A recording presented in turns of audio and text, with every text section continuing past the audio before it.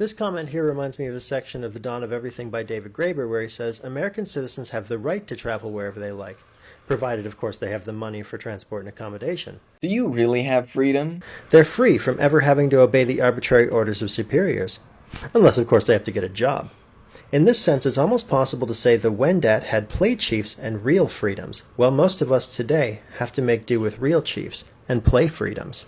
What the Hadza, Wendat, or egalitarian people such as the Nuer seem to have been concerned with were not so much formal freedoms as substantive ones. They were less interested in the right to travel than in the possibility of actually doing so. This is a big part of why it's so disingenuous for capitalists to say that we have freedom of choice under this system. We don't. It's constant coercion.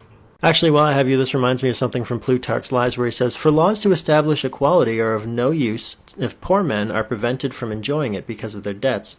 And in the states which appear to be the most free, men become mere slaves to the rich and conduct the whole business of the state at their dictation. So this TikTok by It's Pusher points out the reality that under a capitalist system, we don't have as much freedom as people like to think that we do. Because the reality is, some freedoms mean the limitation of freedoms for other people. And so let's say, for example, that in the United States, you have the freedom to invest in railroad companies, that you as a person, if you had the money, could invest money into a railroad company and start your own railroad business. Well, if you have the freedom to start your own railroad business, then that means that other people, by definition, do not have the freedom to travel by rail freely. You could say that they can freely travel without restriction or dictation by the government, and sure, that's technically true, but they're traveling by dictation of capitalists who force them to pay for it.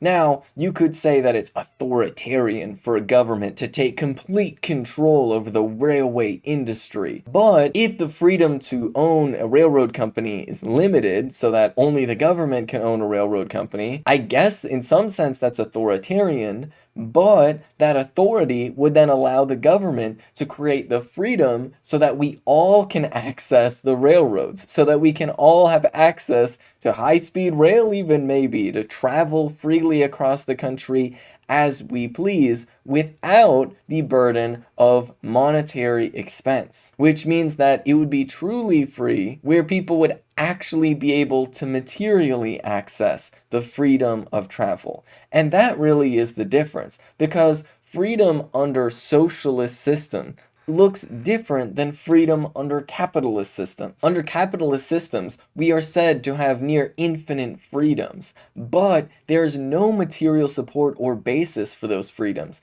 Theoretically, you are free to buy a Lamborghini. Theoretically, you are free to buy a mansion or a private jet.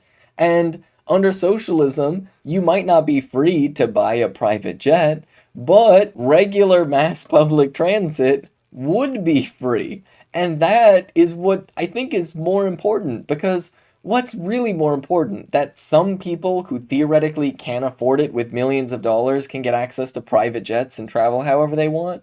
Or that everybody materially has the support that we need to travel so that we could all go on vacation? I think more people would accept a system where we have free access to high-speed rail and can go on vacation for free than a system where theoretically we could buy a private jet if we want, but realistically, materially, none of us ever really will. Because once again, under capitalism, just because you are free to do something doesn't mean that that is free to do. And so under a socialist system, what rights you do have are not just theoretical rights of access if you have the money for it. They are guarantees that the government will actually do the work that is necessary to make sure that you have something. In the United States, if you have a right to own a house, that means you have a right to potentially buy a house if you get enough money.